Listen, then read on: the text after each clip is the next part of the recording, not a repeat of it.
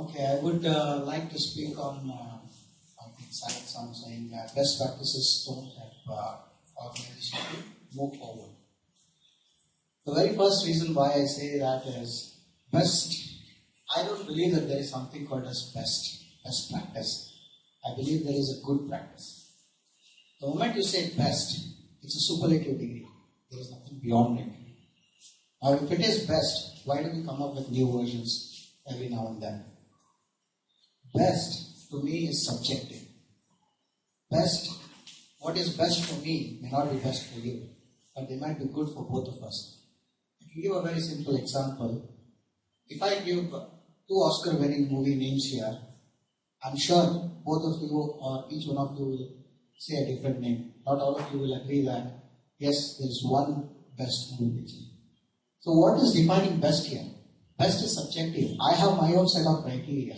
So when we look at IT, what is best practice for me is defined by my customers, is defined by my employees, is defined by my processes, my strategy. So something which is best for you may not be best for me. So best is subjective. So I say best practices do not help organization to move forward. Right? The second point I would like to tell is, it's not the best practices which will help the organization to move forward. Best practice, if you break it up, is nothing but knowledge. What is best practice? Something which has been done, people have seen it, it's a proven thing. Most of the industries believe that yes, it is a best practice. Again, when I say best practice, I mean it's a good practice. I do not believe in best practice. Right? So this is a knowledge. We all know what ITIL is, we all know what Six Sigma is. All the organizations have access to this. Then why is it that one company is more successful than the other company? It's not the best practice which takes the organization to move forward, but it's their management, it's their asset. Best practice is available for everybody. That means everybody should be there on the top. Why is it not helping them to move forward? It's their assets. And again, best practice is a knowledge. Knowledge won't help you unless it is used, and unless it is used in the right context. So, if you do not apply your common sense on whether or not this practice will suit my organization, whether or not this practice has to be taken as it is, you are going to land up in trouble. Best practice will not help an organization to move forward. Another point that I would like to say is best practice is passive, right? We all know ITIL V2 to ITIL V3, there is a 10 years of gap. What happened in this 10 years? If there is an organization which was counting on best practice to move forward, trust me, it is not moving forward. Whereas other organizations have moved forward. And from them is the OGC, who is the governing body of ITIL, has picked up the practices. Right? They have moved forward. They are proactive. They are thinking beyond best practice, and that's what helped them move forward. They're already ahead of you. You are still using your best practices and you're counting on it. So best practice is passive. Best practice should be just used as a yardstick. Nothing more than that. You see whether you are already there or you're not. And if you're already there, look at how you can do that even more better. Because ITIL V2 was a process-based approach. ITIL V3 is a service lifecycle-based approach. It's a huge leap if you ask me. Right? And there are organizations who are doing that. And that's why they moved forward, whereas you are still lacking behind. So these are the points I would like to say why best practices do not help organizations to move forward. Hi, this is Ravi. So, thanks to Paul for summarizing why best practices are not good and whatever. But my view is a little different. So I don't believe that there are best practices should be. It's not. I will not get to say that there are best practices because all of us would live on some things which are universally true, which means that let's say somebody has to generally treat as if you wake up early and then do exercise or whatever. So the health is usually good. So these are some things which are universally correct. You will not be able to say that these are not the best practices. Yes, there would be relativity, but at the same time the relativity is negligible. So if you look at organization evaluation, there are three phases. One is we start the organization and then we would standardize it, and then after that we would grow the organization. So there are the three phases. So suppose in the first two phases, maybe the best practices are useful, But let's say when I'm trying to grow the organization using some innovation and whatever, probably the best practices may not be very useful. Probably I would like to quote a few examples from a nice book called Blue Ocean Strategy. So it's all about, yes, there are a lot of things in the blue ocean, but there are few things which would come out of what all the organizations doing. A simple example, there is a fitness center called Curve, which is mainly for the women. Usually in US, what happens is a lot of people, there are a lot of people who are overweight. But however, women, they would not really wanted to come to gym and then do something. But however, what this the person who started this Curve, what she did was, let's start a kind of a community kind of a fitness. So she arranged the equipment in a circular fashion, which is not a traditional way of the best practice, which usually gyms does. So what happens is people can see their face to face, and then at the same time they can do gym, and then all the equipments they have treadmill and then cycling or whatever. Each equipment is different. So the person would spend 5 minutes here, move to another one. Meantime, they can speak to each other and all those things. So that's not a best practice during those days, but somebody invented something. So that the cause is one of the, I think they have close to 1,000 branches in US, and then very recently they also moved to India for 300 branches. So that is a great example that you can pick it up. And one more example which I could say is Reliance, when they started the mobile. Dhirubhai Ambani had a vision that every Indian should speak on mobile. Again, that is something which is, if I look at 2000, 2001, not many mobile operators are into common man kind of a thing. So they felt that it's not the best practice to have a person who's driving auto or anybody talking the mobile. But somewhere in 2000 to 2003, when they started this 500 rupees mobile, again it's not a best practice, it is something which is an innovative idea. So Reliance was able to, Dhirubhai Ambani was able to make the dream to reality, though he died soon after that. But I think he was able to successfully achieve that dream. So again, in my view, that is only possible because they were able to move away from what the industry is doing and then do something different. There are plenty of examples if you talk about iPhone and then or even iPod, as simple as iPod. These are all some things which are breakthrough products which are not necessarily in line with the best practices. And we are into the economy which is knowledge economy, which is probably great tribute to Peter Drucker, who coined the word called knowledge worker.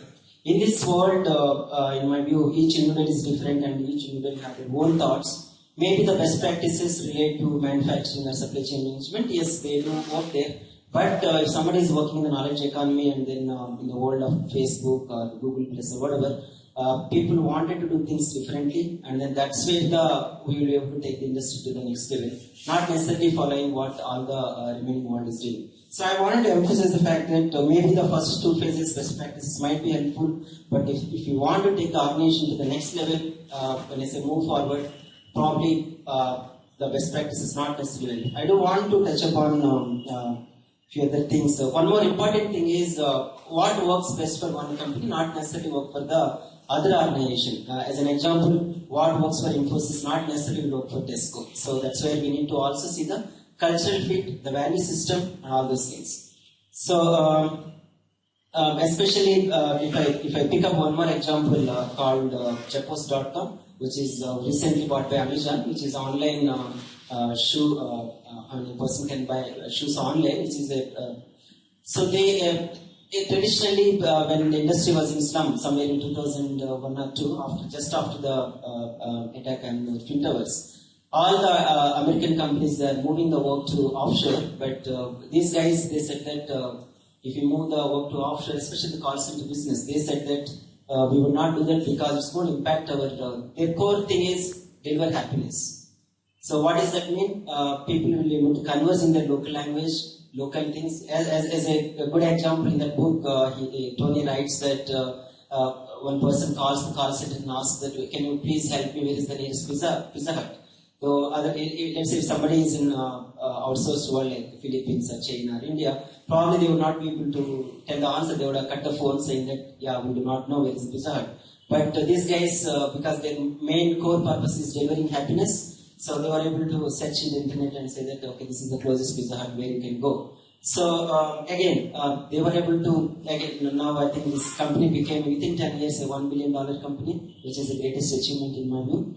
So they were able to achieve this just because they were able to break through, come out of the best practices and they do something other than what the other industry leaders are. And I will have to pick up some other points when I get some more chance. So I'll leave first time to Sakshi for the time being. Thank you. Your turn on.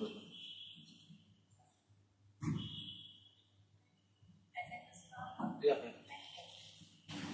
So I agree with some of the points that Paul put forward. I think they are pretty interesting. Thinking of best in a superlative way may not be, the best way to think about it. But again, when you consider the best practices as a whole, you would want to consider it as the best of the prevailing methods that are around. So you don't want to consider it being, this is the best, it can't be improved any further. And you want to consider it saying, alright, there are these n number of ways that you can go about doing, tackling a subject out. And then you consider the best method on that. I agree with Paul again on that, saying that calling it the best cuts out the room for further enhancements and improvements. But the laws of physics say that you cannot create something out of nothing. So we want to have something as a foundation. We still want to have something that lays down the foundation, and then it allows us to go ahead based on something, some values, some principles that each and every organization considers as its core values, and wants to move forward based on them. Then some of the things that Ravi mentioned, I don't agree with them. I'm just regular things. I'm not going into the debate yet. But best practices do not hinder innovations. Just because you are following best practices, you're not going to not be able to do something that's breakthrough. I mean, you sure can go ahead and do something breakthrough, think out of the box, and still have your fundamentals based out of the best practices. So, with that, I think I'll rest my case and we'll go on to the debate from now. Thanks.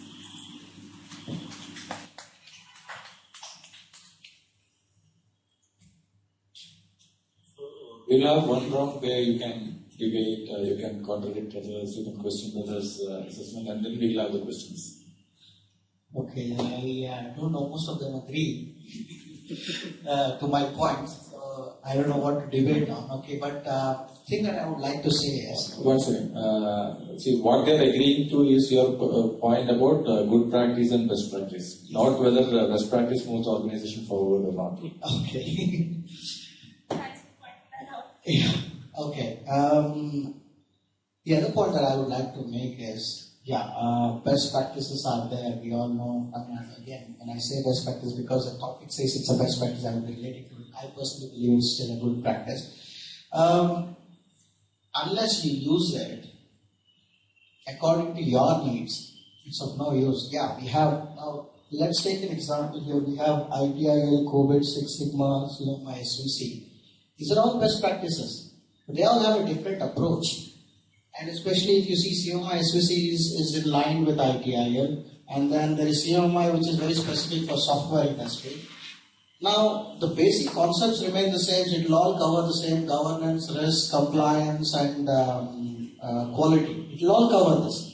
But the dynamics of each industry is different. And so is each company, right?